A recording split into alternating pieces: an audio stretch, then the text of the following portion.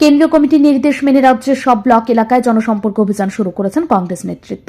বৃহস্পতিবার বনমালীপুর কেন্দ্রের ধলেশ্বর এলাকায় বাড়ি বাড়ি গিয়ে লিফলেট তুলে দিলেন বিধায়ক গোপাল চন্দ্র রায়।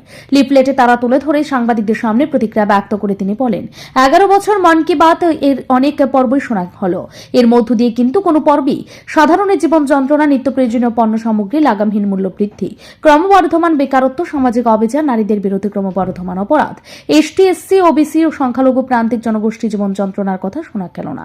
তিনি বলেন, মন কি বাত শুনে দেশের মানুষের কোনো উপকার হয়নি। প্রধানমন্ত্রী নরেন্দ্র মোদী দেশের মানুষের সর্বনাশ করেছেন।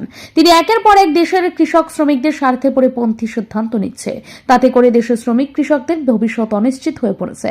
তাই মানুষের কাছে এই সব জনবিরোধী কার্যকলাপ তুলে ধরা হচ্ছে।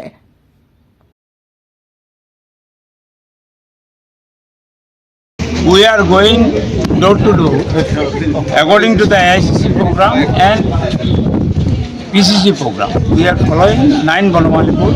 Today we have started in 25 ward number 25. All of our leaders are there. Prashanta Babu, Tanmay Babu, working president, Amadesh Pranab Babu, Tubar Babu, ward president. We are all here and we are going door to door with the program of Mann Ki Baat. What is the Mann Ki Baat of Modi and what is the people say of people? All India Congress Committee issued a leaflet and we are distributing every house. We are going door to door from today in 9 Banamalipur. Thank you.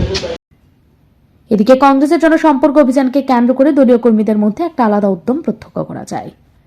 Bureau report, Riddhi network.